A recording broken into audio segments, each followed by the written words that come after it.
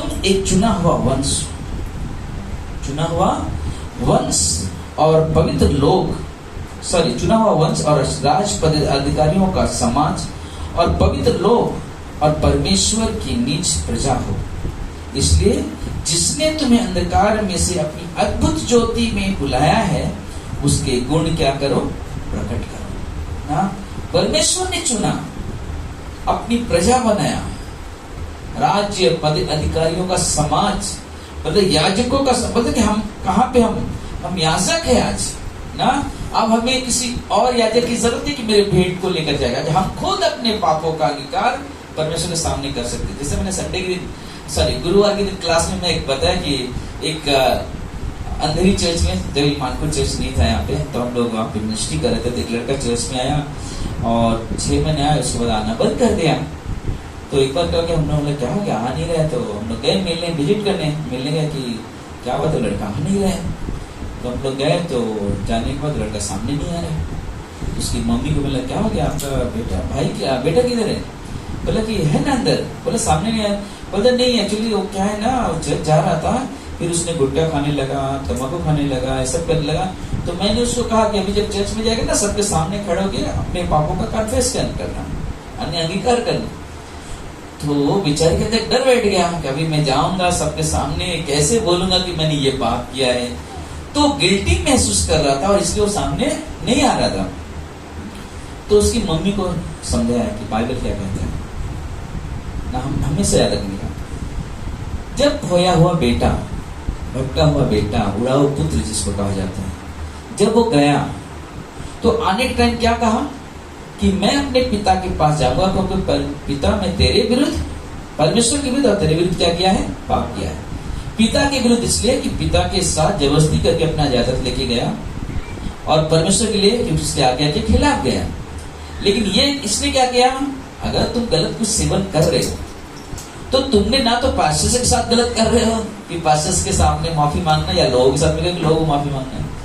ये गलती तुम्हें सिर्फ परमेश्वर को पर्सनल में सॉरी बोलो ना, क्योंकि बाइबल में लिखा है, पहला यूहन्ना 1:9 में ना, 1 जॉन 1:9 में लिखा है ना, 1:9 में कि यदि हम अपने पापों को मान लेते हैं तो हमारा परमेश्वर विश्वासयोग्य और धर्मी है, जो हमारे पाप क्या करता है, क्षमा कर देता है।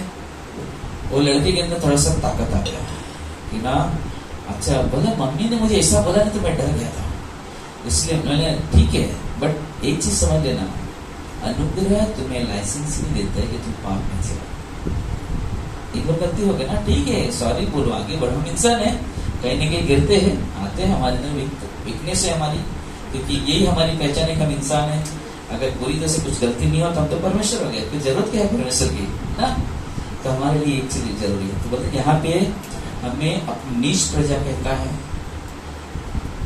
अपनी राज पदाधिकारियों के समाज, याजक का समाज कहता है, पवित्र लोग कहता है, और क्या कहता है,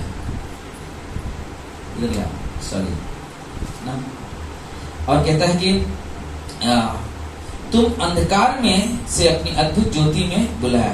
तुम्हें क्या किया परमेश्वर ने, अंधकार से ज्योति के लेकर आया, इससे तुम अपने गुण प्रकट करो। 10 में तुम पहले कुछ भी नहीं थे, पर अब परमेश्वर की प्रजा हो। तुम पर दया हुई थी, अब तुम पर दया हुई है ना। बोले कि क्या कर रहे हैं आप, तुम परमेश्वर के हो गए हो, आप तुम अपने गुण प्रकट करो, परमेश्वर के साथ चलो, परमेश्वर के हो गए ना। बोले कि अगर सोचो, अगर हम परमेश्वर के हैं, कैसे मालूम पड़ेगा हम परमेश्वर के लोग हैं ना, कैसे मालूम पड़ेगा? क्या लिखा होता है, अपने गुण क्या करो, प्रकट करो। किसके गुण, यीशु मसीह के गुण ना।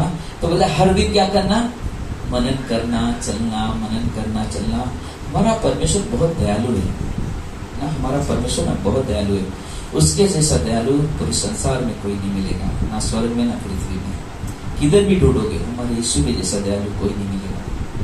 उसकी दया में से है ना कि आप कैसे हो, किस तरह से हो, कुछ फर्क नहीं पड़ता ना, कुछ फर्क नहीं पड़ता है ना। वो क्या करता है ना, अपनाता है ना, अपनाता है। वो ये नहीं देखता है आप कौन सी जात से, वो नहीं देखता है कौन गोरा है कौन काला है। उससे एक चीज जानता है, ये मेरी बेटे है, ये मेरी बेटियां हैं, और मुझे इनसे प्यार है। हालेलुया।